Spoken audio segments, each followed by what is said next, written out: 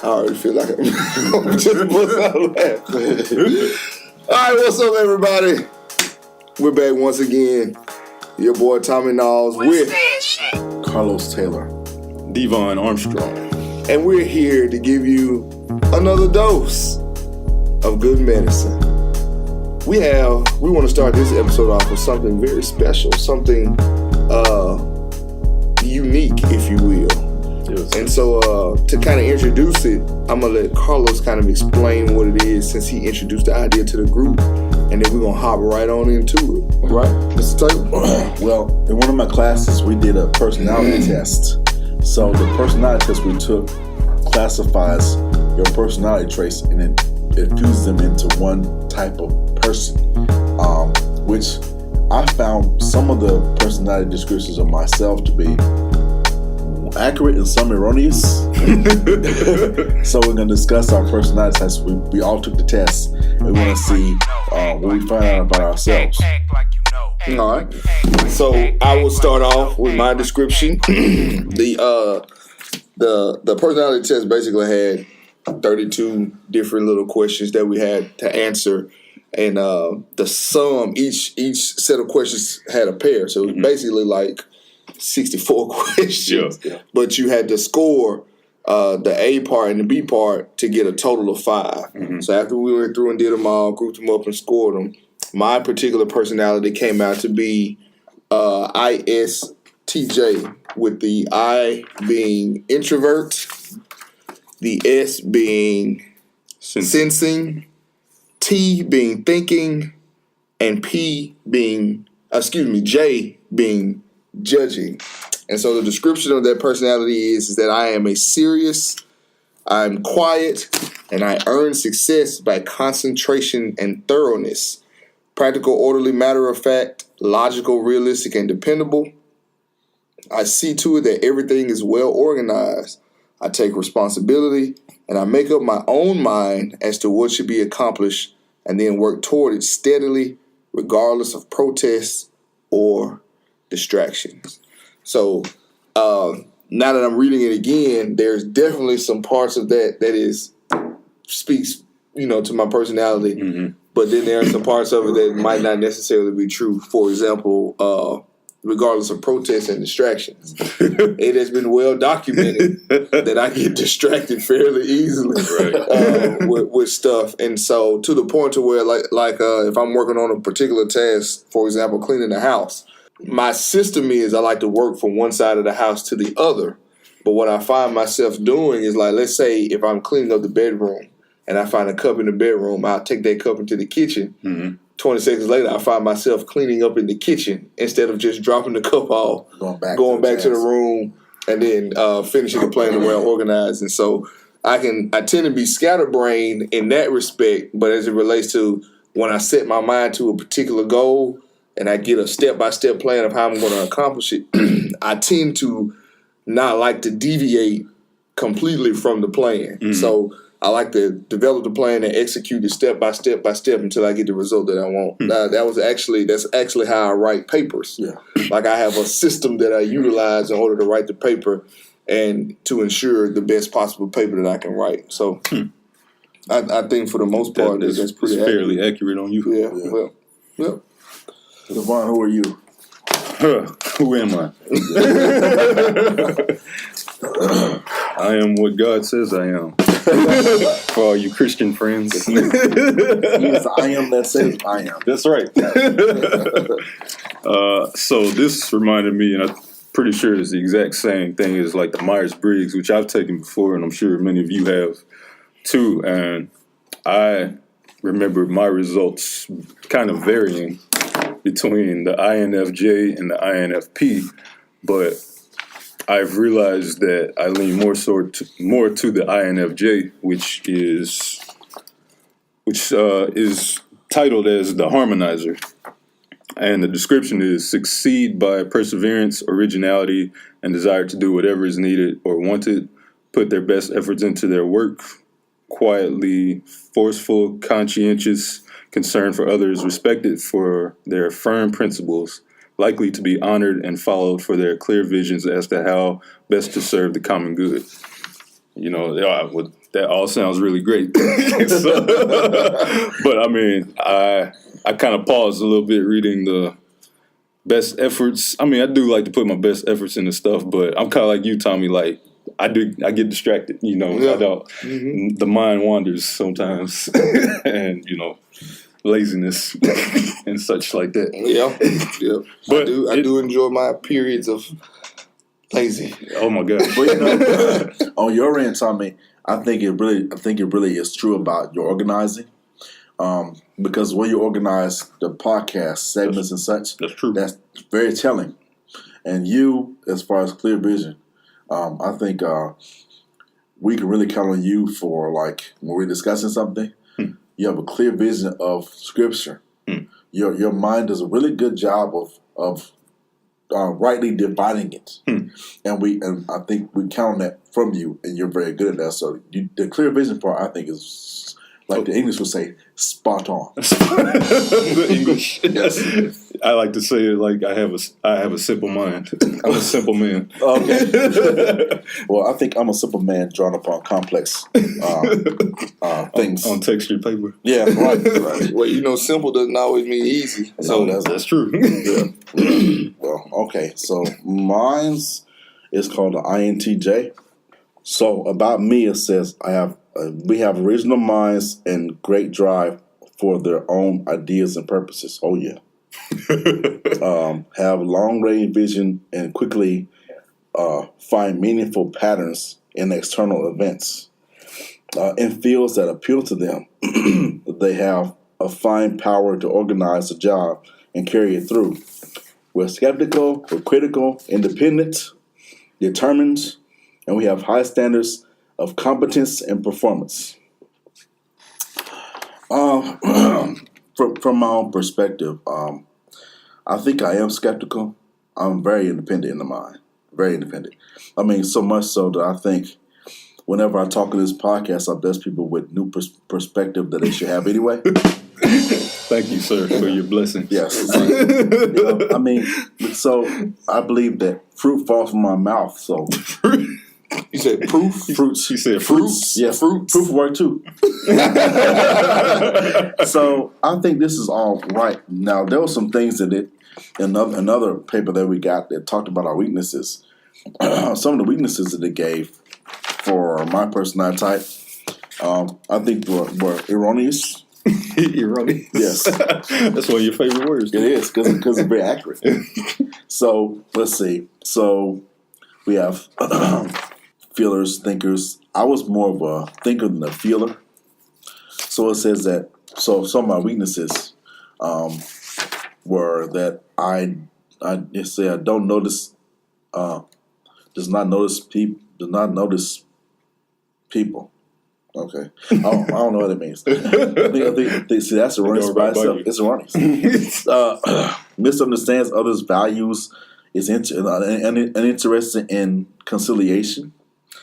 Does not show their feelings too easily, and uninterested in persuading. Well, as far as persuasion goes, because I'm a graphic designer, I'm persuaded by nature. I'm persuaded by craft. So my craft is persuasion. So That's all. Now, as far as it says, does not show their feelings, that could be accurate to a degree because to be honest with myself, I use humor as for many things. Like I use humor when I'm nervous. Humor gets me out of the nerves. Sure. So if I'm in a situation like where I've talked to a big crowd, I use humor as my measuring stick. So what they will laugh at gauges me what kind of audience I have, and I can go at that point. Right. I also use humor to draw people in and to back people up. So if I don't want you around me, I know the type of joke I can tell to get you off. Right. Yeah. So vice versa. Yeah, I can tell by how your demeanor comes off to me what would disgust you and what would back you up. And I utilize that to get you away. But at the same time, to draw people nigh, I do something. Yeah, draw them nigh. I mean, because as a Christian, I should want to witness and that kind of thing. It's one of my functions. Yeah. So I use humor to be able to witness. And I think the way I use it, it makes it more palatable for a lot of people to go Christian. Yeah. And something I noticed is that we're all introverted. Yeah. We all have the eyes. Yeah. But we have varying stages of our introversion. Yeah. But what I too noticed, especially about myself, before we even did this, is that some things will be off because I believe that as followers of Christ, we're being made new. And, in the ways that kind of balance our knee-jerk dispositions, if you will. Yeah.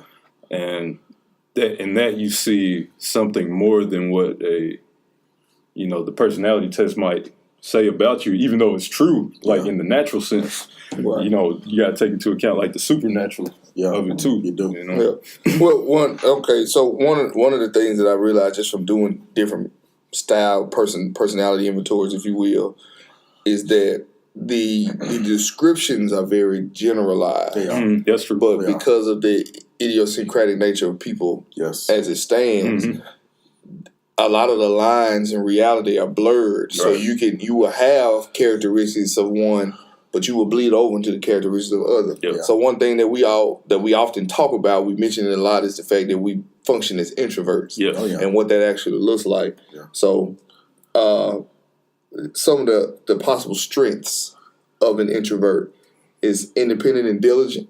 Okay. Works well alone. Overthinking. Yeah. Right. That I could definitely identify with that. Works with ideas and reflects. Yes. When they need quiet time, is careful of generalizations and is careful before acting. Yes. All those are things that I feel like describe me as a person in general. Weaknesses, though, misunderstands the external.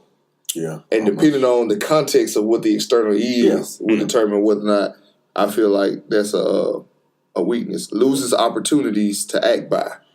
Now I can identify with that because if there's an opportunity, if I overthink it, then I'll miss it. Yeah, it's misunderstood by others. Oh, that's me all day. Needs quiet to work. Needs quiet to work. That's funny. That's the funny part because I need noise to work. Yeah, I need noise. So I when I hear that and I think about myself, every time I work, I like to listen to music. Yeah, me too. But I feel like that's a kind of a realm of quiet because it's like a white noise. It's a controlled noise. It's a controlled noise. Yeah. Now this is true for me. This light's being interrupted.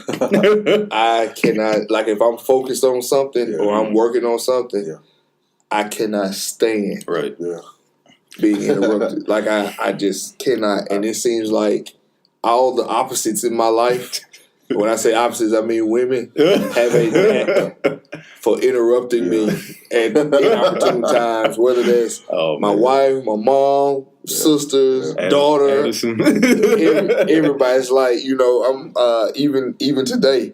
And me being the type of person I am, I'm very passive aggressive. So I will say something to let you know you're interrupting me. And so I'm like, okay, well, I'm cleaning up the house. She calls while I'm mopping the floor. And I'm like, all right, my hands are wet. Right. Let me call you back. Oh, okay, I get it. You doing da. Yeah. And but one thing I also noticed about my personality too is that I understand the ebbs and flows of when I can be around people and when I need to be by myself. And so it's almost like recharging. Even within my own household, there's a corner of the house that's just for me. And everybody knows that when Tommy is in this corner, when Dad is in this corner, that minimal, unless it's an emergency, somebody's on fire, you know what I'm saying? Langston hurt himself, leave minimal contact is required when Dad is in this space. Now, once Dad out the space, it's on, it's free for all for whoever wants a piece. But for the most part, I think describes me, almost to a T, right? No pun intended. All right. What about thinker? Some strengths about the thinker position. It's logical, analytical, feelings. No, I'm more of the feeler than the thinker, apparently. I think me and Carlos were thinkers. Yeah. So we'll do feeler in a minute. Yeah. Not to, I don't want to hurt your feelings. Okay. Hey, I get it 2-1. So it's logical, analytical, is objective, is organized, has critical ability, is just. So that brought me to a question that I wrote down. Like, when dealing with people, do you make decisions about how you're going to deal with people based more off of data and information or off of emotion and feel? Yeah, I'm a mixture of that. First of all, this is about being just. I don't try to be fair. Because fair comes in October. I don't try to be fair. I feel like fair does not exist in the real world. Because I feel like with every exchange with a human, somebody gets shorted in the stick. So you don't believe in equality? Not when it comes to equity. Well, see, yeah, I believe that. So if I'm just, it means I can submit to the fact that I might not get the end of this thing that I wanted, but I'm willing to compromise some of that for somebody else to do. So I just feel like in a exchange with any time exchange you have with people, somebody gets a shorter end, and it's all about perception. So could you define justice then as a balance in general, even if both sides aren't on the even scale? Right. Yeah, so it's like equity. Yeah. And so, like, the classic picture is let's say you got 3 people and a fence, right? Mm-hmm. What they define equality as is that if I give each person the same amount of the same thing to allow them to be able to see over the fence, but if one is 6 feet tall, one is 5 feet, and the other one is 4 feet. Well, if we give them the same thing, the person that's 6 feet tall is really at the advantage being able to see over the fence. Yes. Whereas the person that's 4 feet still won't be able to see over the fence, even though they have the same thing as the other people. Right. Whereas equity comes in, you give each one whatever it is that they need to be able to accomplish the goal of seeing over the fence. So the goal becomes more what's important than my own personal gain. Exactly. That's why I believe being just, not being fair. I don't care. But that's the viewpoint that a lot of people take, especially in the political arena. Yeah. When laws and things like that are being made, and people are saying we're making it fair by giving everybody the same thing. Yeah. But giving a millionaire a 3% tax break is not the same thing as giving lower income household a 3% tax break. You see what I'm saying? I don't benefit from that if I don't have any money. That type of deal. Yeah. And so equity, or what I'm hearing you describe as being just, means that there's this goal that I want everybody to meet. Yeah. And while this person A might not need that much help to reach the goal, person C may need a lot of help. Mm-hmm. So I'm going to allow person C to get extra help because I'm trying to help them reach the goal, which is the way that I feel like our Lord, our God, operates as well. That's why I believe that. That's why my driving force behind being just is because He's just with us. Yep. He's not fair with us. He's not about being fair. If He was being fair, then we'd all be headed toward. Exactly. So I'd rather be just fair in the ground.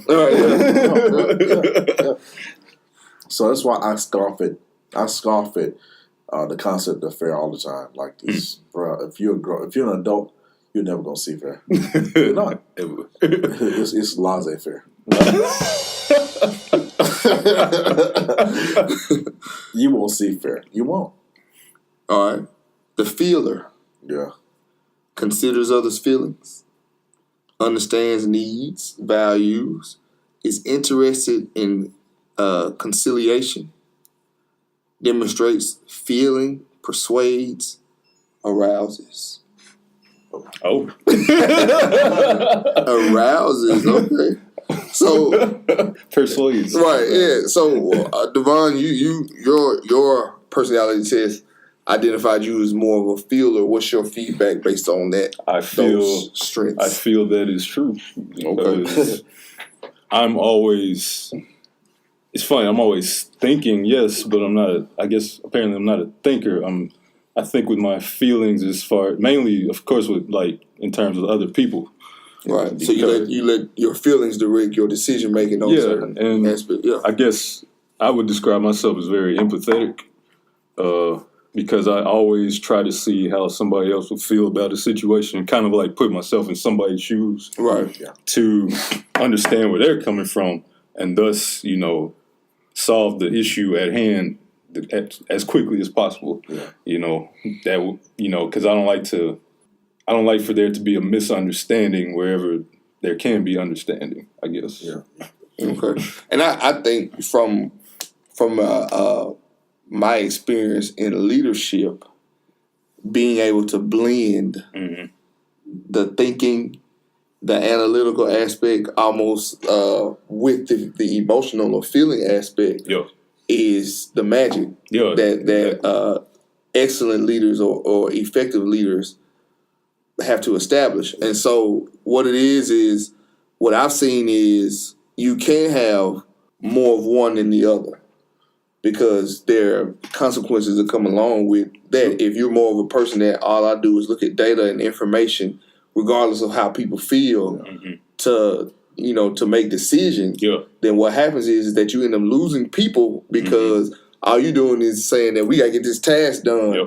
Regardless of how you feel about it, we got to go in this area. You're being fair. Right. And so, but then if you're too high on people, and you're not focused on the task, that's the bottom line. Then you're not getting any work done, because all you're doing is catering to the people, and people tend to take advantage of that. If they know that all I got to do is go tell so and so that I just don't feel right about it, then they're gonna change the whole dynamic. I mean, as students, I know I used to do that to teachers all the time, that I knew I could. Hey, I don't feel like doing this homework. Let's just go to class tomorrow and say, I don't understand. Right. And because I know the teacher will say, oh, y'all didn't get it. Let's review it together. I just saved 25 other people from having to do homework.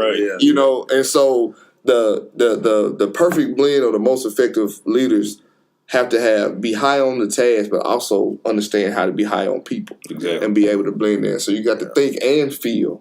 Be able to make the decisions on your own, but also consider how it's going to impact people when you make that decision too. So that's where all the magic happens. Shout out Jesus Christ. Okay. Right. Yes, sir. Grace and truth. That's right. That's right. All right. Any other takeaways from the personality style inventory? Let's look at the prayer types. Yeah. Oh, boy. All right. So I was ISTJ. So the prayer would be for people like me. Lord, help me to relax about insignificant details beginning tomorrow at 11:41.23 a.m. Eastern Standard Time. How accurate is that by the prayer side? Please? Oh, man. I'm not that caught up on details, but I am caught up on details. That's a little extreme. All right. So for Devon, INFP. INFJ. Lord, help me not be a perfectionist. Did I spell that correctly? Right. You don't know how many times I asked myself, did I spell that correctly? Right. Yeah. And then I am INTJ. INTJ.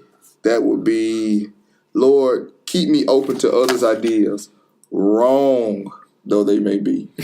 I think that's fair, because most people's ideas that are not mine are wrong anyway. So I think it's quite accurate. I say it prayer all the time.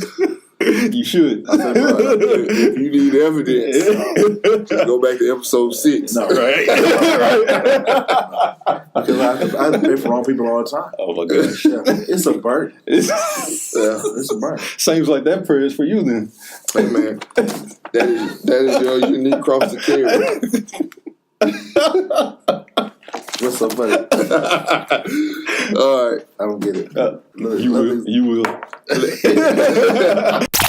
So, Devon, on yesterday, you had the privilege of delivering the bread to the people of God. And you did an excellent job, I might add, sir. I was very informed. Like, you touched me. So I want to share that with the people, the listeners of Good Medicine, to allow them to get some good medicine out of what you talked about, because it's really a heavy topic. Yeah. But the Lord put it in you to be able to masterfully You know, Dispense. like a surgeon. Even though you're cutting people wide open, you're not using a saw. You're using a surgeon's tool of a scalpel so precisely. Yeah. So just kind of lay it out there of what your topic was that you discussed yesterday. Well, appreciate the intro. And just got to say, all thanks to God, the Lord, Jesus Christ. I mean, because like I mentioned in the sermon yesterday, I can only talk about it because He's brought me through that lesson several times. And the lesson was the importance of being honest, especially as a follower of Christ, because honesty is basically the fabric of the faith itself, you know, because none of us came to follow Jesus truly without being honest with ourselves and our state of being in the first place. And I think it's very dangerous to try to continue and walk out the faith without continuing in honesty. Because, I mean, otherwise you're just going to become a Pharisee, I guess, for lack of a better term, because... That's fair again. Yeah, that's fair. They were very fair. Yeah. I see. Right. Yeah. I see. So what intrigued me about it was, and this was the standpoint that I kind of received it from, is that we worship a God who is all-seeing, Mm-hmm. all-knowing, Mm-hmm. and He's all-powerful. Mm-hmm. Yet as humans, we act as if He doesn't know what we say, what we do, What we think. what we think, what's going on. Yep. You understand what I'm saying? And the power behind just being real with yourself. Mm-hmm. You understand what I'm saying? Like accepting who you are for who you are. Like Yo. this is the way that I was created. This is what, you know, the Lord has put in me. This is how my experience walking this earth in time has led me to develop the personality that I have. Mm-hmm. Why would I try to pretend to be something else around people? Now, granted, everything is not for everybody, Right. but it's still very important that when you interact with others and when you're interacting with the Lord, Mm-hmm. that you being genuine. There's no reason for you to go with Him and when you're praying using these and thys and thuses and Right. you understand what I'm saying? Just like you would talk to your close personal friend, that's how we should talk to Him. Right. That's how we should interact with Him. Those are the conversations that we should have with Him, Yo. right or wrong, because at the end of the day, He knows. Mm-hmm. You know, He knows the dirt that we've done. He knows the good that He's done. And one thing I learned is that a test of your true character is the things that you say and do when nobody else is around. Right. Because even the people that are close to you, when they enter the room, you tend to do things a little differently Mm-hmm. than you would if nobody else was watching. You pick your nose a little less. Exactly.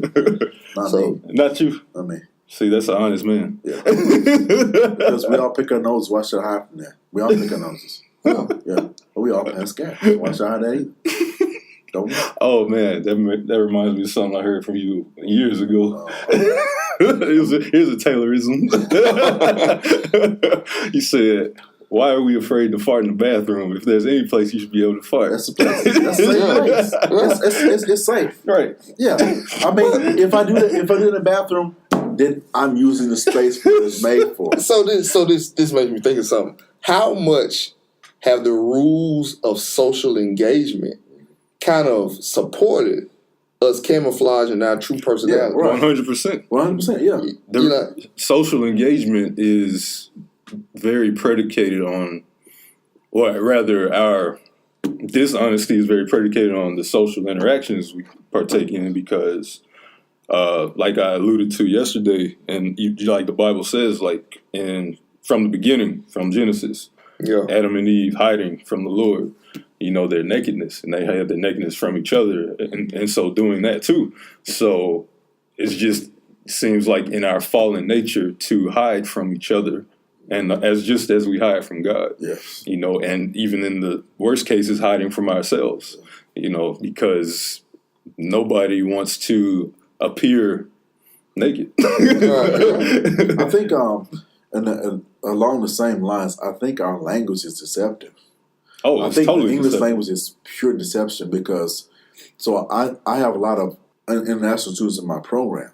So I see them when they struggle with our language because you have one word that means three different things. Right. If you learn Aramaic, there's different loves. The love for your mother is one word. Mm-hmm. Love for your mate is another word. Love for your children is another word. So it's very precise. Right. But our language is so deceptive, and I think we hide behind the deception. Mm-hmm. So we miss words.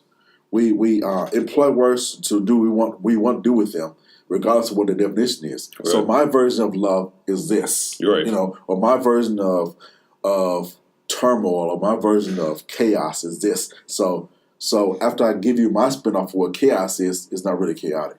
And I think that's bad because I think too many. I think our social environment that we exist in now in America, even I say America more than any other country, is so steeped in deception. And let's take the South. The South is like the crown prince of putting on airs. The hospitality. Yeah, hospitality, right. Yeah. So it's like in the South, we always double speak. So if I say, people ask you, how y'all doing? We say we good. We might be bad as all get out. Exactly. We say we good. We say we good. Say It's we not- good. So Because that's what you say. right, yeah, what you say. And we know that everybody that asks how we're doing doesn't want to know how we're doing. Right. They don't want to know, but some do. So it's like Few do. Yeah, a few do. Few. Yeah. So we're able to hide behind our language so much that it makes the Christian witness very hard for foreigners. When they come here and they want to become a Christian, it's hard for them to see how that works. Yeah. Like I have a student that's from China who just gave his life to Christ about a month ago. Awesome. He got the Holy Dip.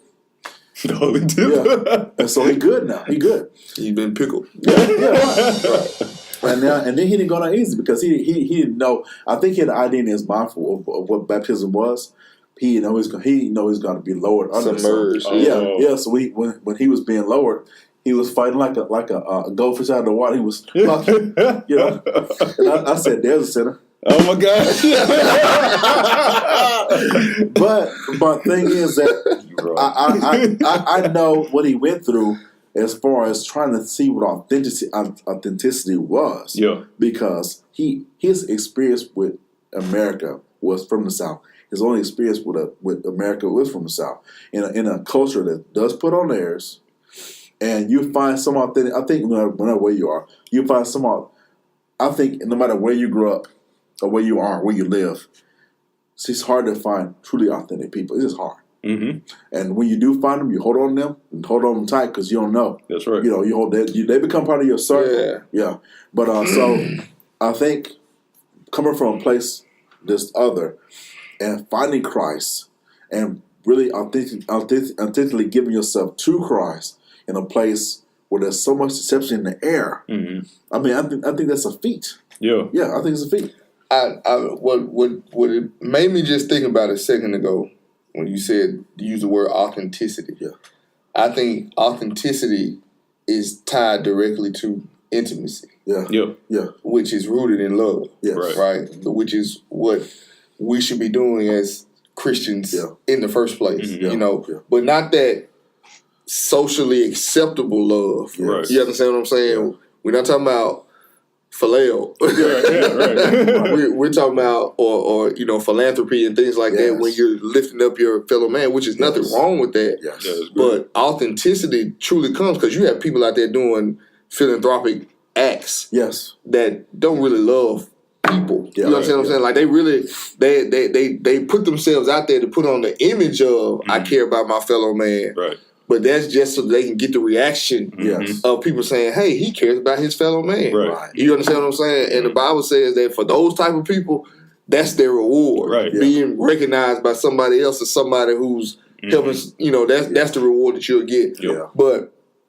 I think that true authenticity, which is comes in many different forms, but in most cases is really not attractive. It's not. It's ugly. Rarely is it attractive. You understand what I'm saying? Yeah. But you only get to see the unattractive parts of people in intimate settings. Right. Which speaks to, and the image is, when you use the word intimate, you think about nudity, you think about nakedness and things of that nature. And your common person, when the reason they're afraid of being naked is because of all the imperfections that they see about themselves while nude. Right. You understand what I'm saying? Yeah. That's why the manufactured bodies that you see in entertainment and on TV and stuff like that, that's not the norm. Right. You understand what I'm saying? So Photoshopped. Exactly. Photoshop, makeup, people got mascara in places that shouldn't be. And so, but the fact of the matter is that when, and I use marriage as an example, like you being married to somebody, making that eternal commitment. Part of the marriage is that the authenticity kind of comes out through you all deciding that I'm going to be open with you completely. Yeah. So you gonna walk in on me taking a dump. You're gonna smell my breath first thing in the morning. You're gonna see all the imperfections of my body numerous times. And what happens is that the more you expose those imperfections to somebody, then the more authentic you become around them. Right. And then they start to love you for the authentic you versus the person that they thought you were when you had that first impression. So it's like the social barriers are there so that people can say, okay, how deep in am I going to let this individual? You understand what I'm saying? How deep in? And so, but the thing is that we put on airs with God. Yeah. Who knows? I'm talking about there's nothing. I mean, he knows all the ugly stuff about you as well as the beautiful things about you. Yeah. But we put on airs as if he don't know. Yeah. Right. You understand what I'm saying? So I can only imagine him sitting back like, why you acting like you just digging your butt? 2 minutes ago. You understand what I'm saying? You Now, got to lie. Exactly. Now again, and this might just be the southern in me. Yeah. Everything ain't for everybody. Everything ain't for every occasion. So it would be quite off-putting for you to be your authentic self in certain situations. You understand what I'm saying? But when it matters, like when the situation calls for you to be as authentic as you are, like in the fact, like when witnessing to somebody, then that's when they need that's when they need to know who you really are. Because then you can tell them, look, I'm a Christian. But I'm so far from perfect. Right. You understand what I'm saying? But it's because I don't have to be perfect that I need to be a Christian in the first place. Because if I was perfect all by myself, I wouldn't need to cross. That's the true art of witness. Well, it's not when you say art. That's just witnessing. Like if you picture a courtroom scene, like in Law and Order or something. Right. A witness is up there doing what? Telling what they saw. What they saw, what they experienced, Under oath, what happened. Like, tell us what you really saw. And to witness as a believer who follows Christ, I don't know where we got off. It turned into this, oh yeah, you get to go to heaven and everything's going to be great, and you don't have to go to hell, and that's witnessing. But we forget to tell our story, and tell that's what real witnessing is to say, look, man, I was trash before, and without Jesus, I'm still going to be trash. And there are certain aspects of me that are still trash. Exactly. And I think that part of it is probably the best part of it. Like, look, and I was naive enough to believe when I first got married that my lust for women was gonna go away. Like, no, it's still there. I still look and be like, hey, that's a nice looking woman right there. But the thing of it is that love covers a multitude of sins. That's the beautiful part of it. And because I understand that love and have an appreciation for that love, there are some things in place to keep me from acting on what I may think. Lord, forgive me for thinking that, but you made me. Right. You know what I'm saying? You know how I'm wired. You know how I think. You know what I'm thinking at all times. So I thank you for your grace. Right. You know what I'm saying? But so-and-so, they look good. So when it all boils down to is that when you give your life before you give life to Christ, you're just ugly. When you give your life to Christ, you become beautifully ugly. That's right. That's it. Because now I have an apparatus to which I can reflect on myself. I see my stuff. I see it now. But without that, without Christ, you can never see that. And we're so comfortable where we are. We're so comfortable with our convictions. We're so comfortable with our, let me say, not convictions, more of our conventions. Conventions in our mind of how we think marriage should be, how we think jobs should be, how we think our life should be. And at this age we should be doing this age we should be doing that. So it's so easy to fall into those pockets. Right. But when you realize that you're so fallible, when you realize that, and you realize, but you're so fallible, but there's a God that counts you perfect in your fallible state. It frees you to be able to walk in a place where God says, I'm ugly as all get out, but he sees me through a lens of the blood. So I'm so awesome in my fallen state. So that gives you power to walk. Because you know it is good, even though, and I was created this way, but he purchased me through this blood that makes me awesome, even in my state. Right. So that gives you what you need to power you to move toward his mark. Exactly. You have to have that. Yeah, he tells you who you are and who he has made you to be, even though you're not there yet. Yeah. He continually says, you are well accepted. Like he said to Jesus before he started his ministry, he said, behold my son, the son who I love. And, he was like, he's acceptable. Like, I call him I can't believe I'm blanking on this verse. My son with whom I'm well pleased. Yes, with whom I'm well pleased. And he said, like I said, this before he even started the whole 3-year mission. Right, exactly. He said, I'm well pleased with him before he even goes anywhere.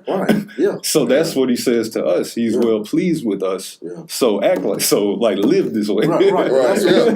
That's why when people ask me, when they ask me, well, I think I might want to learn more about Christianity. What should I read? I say, go to Romans 8. Because I say there's all these good things in the Bible, right? But I say you can't accept them until you know how he sees you. Right. So go to Romans 8 so you can see how he sees you. Then go back and read other stuff. But I said know what your name is first. Once you know your name, you know how to navigate. That's right. But I said if you start with Genesis, you will know your name for a while. So I said know how he loves you. That covers what you're going to read, because the more you read it, the more uncomfortable you're going to get. So you need the veil of love to get you to do the uncomfortable parts. Right. Yeah.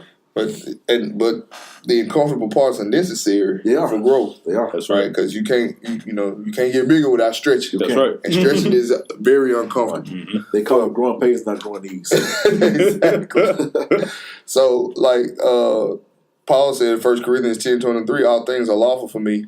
Not all things, but not all things are expedient. All things are lawful for me, but all things edify not. All right. So when I hear that, it makes me. It talks about freedom, but wisdom and freedom. Yes. Like I'm free to do what I want. I can eat what I want.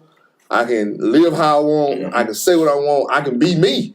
I can be who I am. And of course, experience and gaining of wisdom, knowledge, and understanding helps shape your mind, which helps shape your character.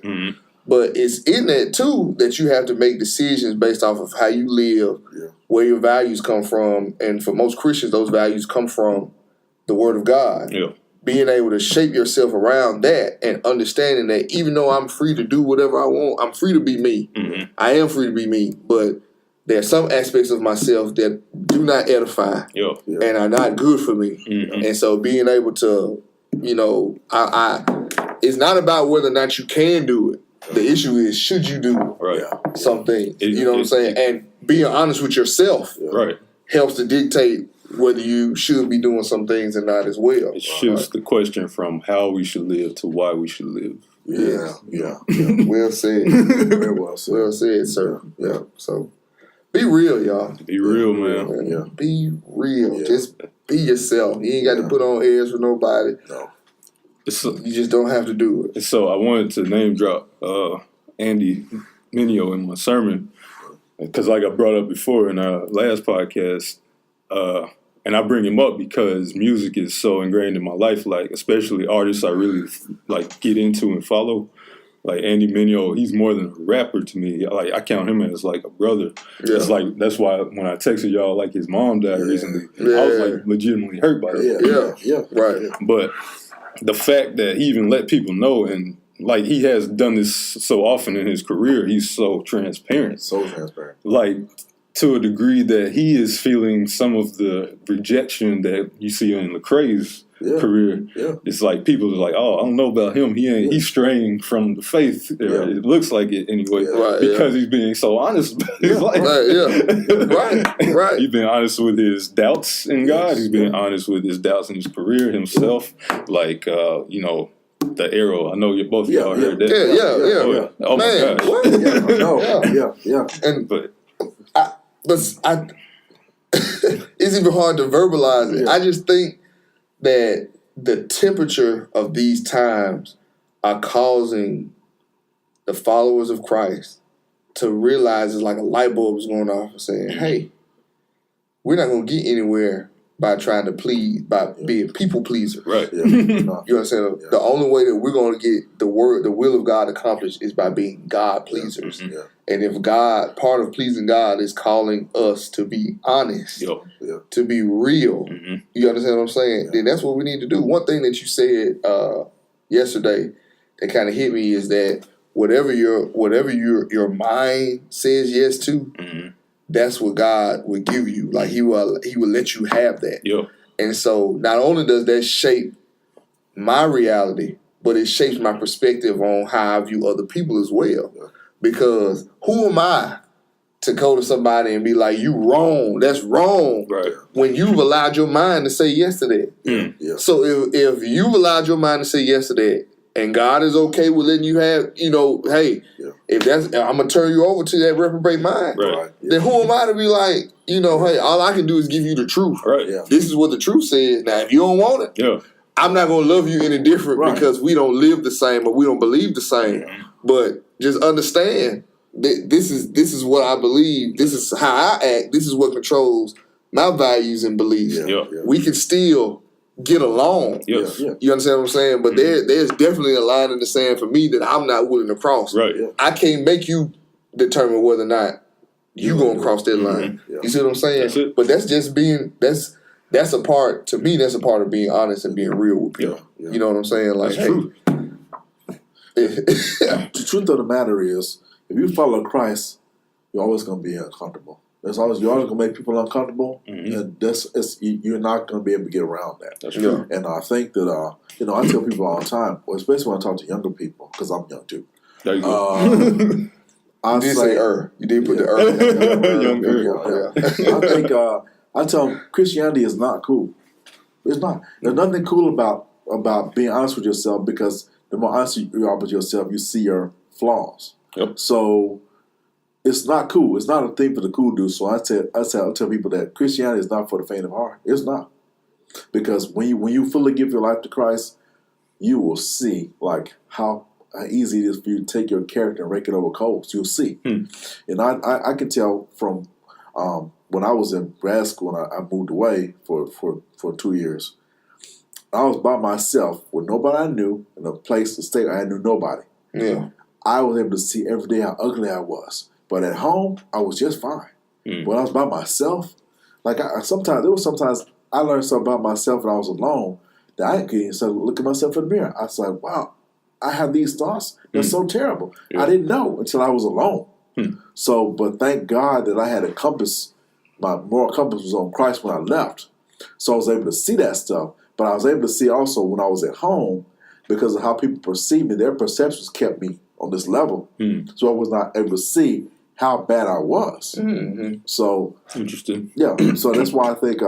So that's why, and I tell the new believer, you ready to be uncomfortable. Get ready for that. You're ready. So do you recommend that, I would say before you get married, before you get into a heavy relationship with somebody or start living with other people, that as a person, male, female, regardless, that you spend some time by yourself, like away from family, away from perceptions of your old life. Yes, You know how people develop reputation like in high school and in college. Yeah. You know, to get away from that for a while, like a period of self-discovery, if you will. Yeah. Do you recommend people do that? Because not everybody has an opportunity to do it. I think you should. I think you should be intentional about doing that, because what happens is if you never do that amount of self-reflection, if you don't do that, what happens is you get yourself in a situation where now somebody else is on your receipt. When somebody else is on your receipt, you don't have time to look back on what's wrong with you that much, because you're too busy trying to maintain their position on your receipt. Right. So you lose yourself because you're so intent on making sure you stay right with that person, and then that stuff comes out, and it bleeds on everything. You know, so that's why I say for anybody that's considering any type of serious relationship, before you even click into that, before you commit to it, you have to see yourself away. You gotta see yourself away so you can. So even it's even not fair for the other person for you to not have done that, because we present ourselves, like Andy said, you know, we present ourselves a Photoshop version of ourselves. That's right. So the Photoshop version of yourself meets the Photoshop version of them. Then you start mixing and stuff. When you start mixing, they look back, all the Photoshop aspects, they start seeing layers that you put on top of all the stuff that you never owned up to yourself. Yep. And now you got a huge mess. And now nobody knows who to trust. Yeah, and I think that kind of goes back to what I said about intimacy. Yeah. And how authenticity is rooted in intimacy. Like, the only way you actually get to really know who a person is by kind of chipping away at the layers through intimate interactions. That's right. So spending time with people, talking to them, talking about the grimy aspects of your past, you know, letting people know, hey, this is, I did this when I was younger, this happened to me when I was younger, or this is what I used to believe, or this is what I used to think. And that helps to shape, you know, and it's only going to be one or two reactions. Either people are going to kind of back away from you like, hey, that's too heavy, or they're going to be drawn closer to you because they appreciate the authenticity of it. Yeah. I think it's even important to make sure that you go on a period of self-discovery just to find your own career. You know, to know what you're good at. Because a lot of people, even today, even 30, 40, 50 years old, they still trying to find what their purpose is. Or their niche, if you will, in the community or in the world. And even myself, like, you know, kind of having this idea of what I wanted my career path when I left high school versus what I think I want my career path to be even right now. When I say they not even on the same spectrum. Not even close. Yeah, you know, not even close. And the thing I find myself doing now, I have more of an entrepreneurial mindset today than I ever had when I first, because, you know, I'm a man with a plan. We just talked about the personality inventory. I was going to go to school, get into med school. I was going to be a doctor. I was going to be making lots of money by the time I was 35. Here I am, 35 years old.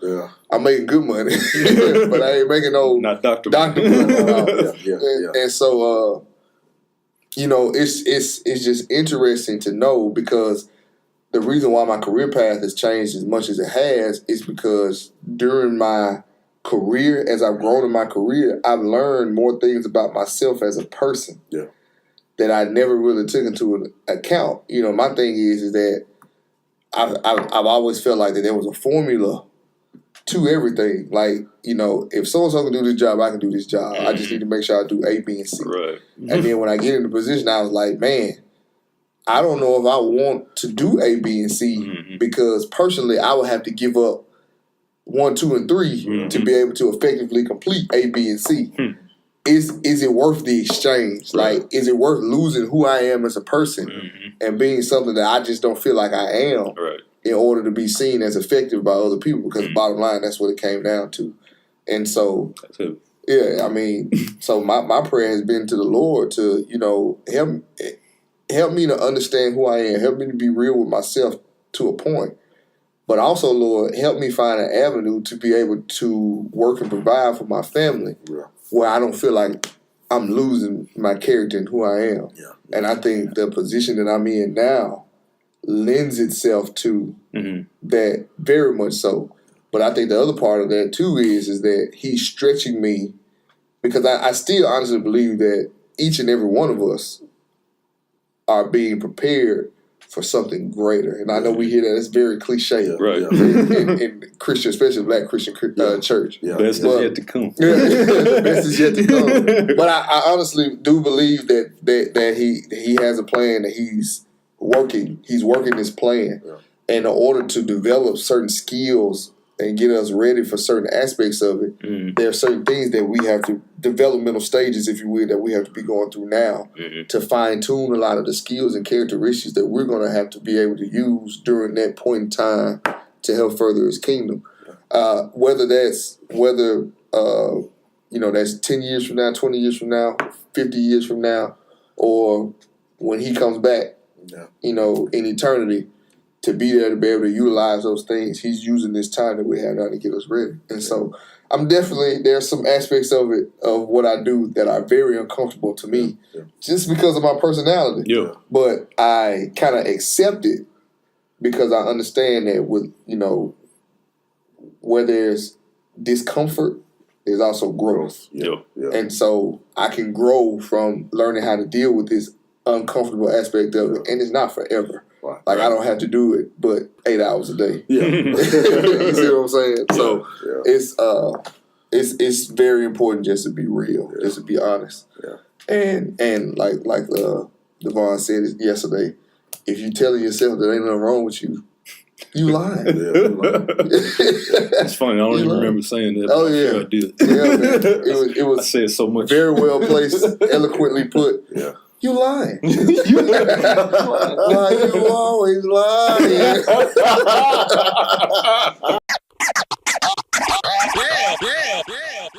All right, guys. Signing off. It's your boy Tommy Knowles. Carlos Taylor. Okay. And Devon Armstrong. And this has been another episode of Good Medicine.